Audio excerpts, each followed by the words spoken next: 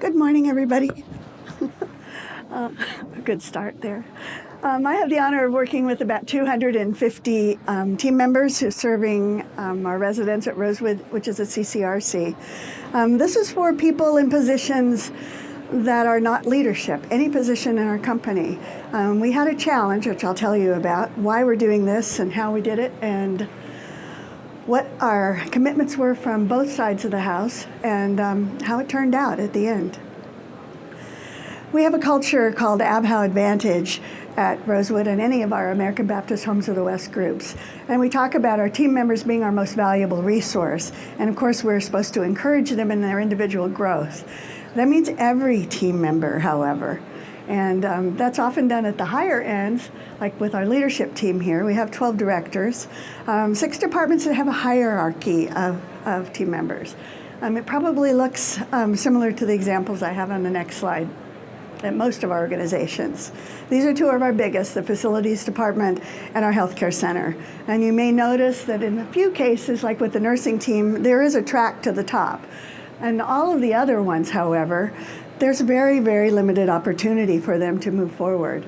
So we looked at this, especially with given that the coming up soon, we have departments that will either be promoting out or leaving. And you notice that our supervisor and coordinator positions are also at risk. Those ambitious people are going to go somewhere else because we don't have slots for them to move up. So we looked at this and tried to figure out what is it that we were trying to hire. What is it that they don't have on their resumes? They're great people.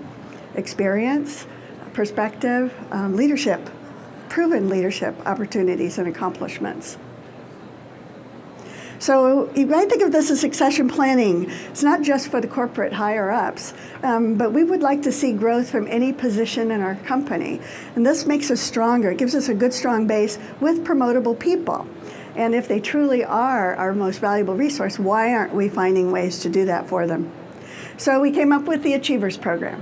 This is a year-long program where we try to give them the skills that they can put on their resume that will prove to us that they have the capabilities to learn to be the leaders that we need. We had a vision of how we could do this. Our whole team of directors got involved in figuring this out, so it's not something new. And as long as we could adhere to these core values, we felt we could train people and get them involved. So we used the application that you see at Emerge. There is a very formal application process. They have to be star performers that their supervisors are willing to make these kind of commitments to. 10 hours a month doesn't sound like much, but it's a lot out of somebody's schedule to have to flex it to get to these meetings. The achievers themselves, and this is Wendy, Tornisha, and Jibo, a resident assistant, an activities assistant, and an LVN in our nursing team. They have to allocate enough personal time to do this. At their bi-monthly meetings, we start that progression of what they need to learn. They become, depending on their individual strengths, facilitation, problem solving, a lot of case study approach is what we use here. They have a mentor. They can choose among any of our directors, and we had 12, or somebody else outside, and we'll try to make those arrangements. But they're supposed to meet quarterly, and they have assigned questions that they come up with at those bi-monthly meetings as a start of discussion points.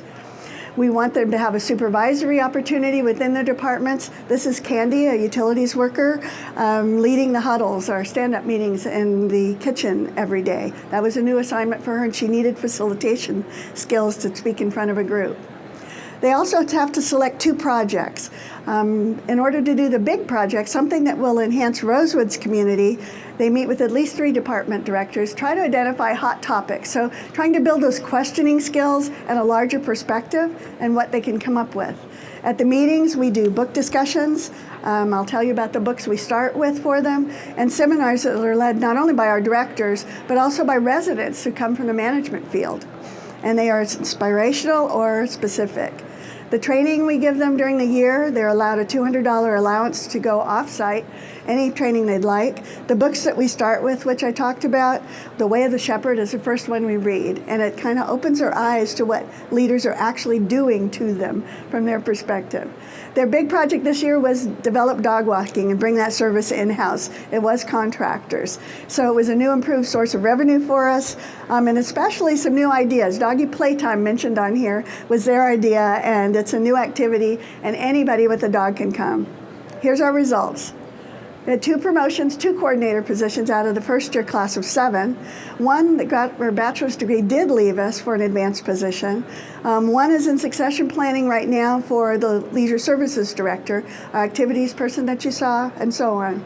The graduation gift was a leadership coach that we got a special good deal from Silva, and she came in and personalized the class for each of them. So they got to spend a day talking about how they present themselves, how they interact with people, and so on. And that's what we did, and those are our results in 5 minutes. Thank you for listening.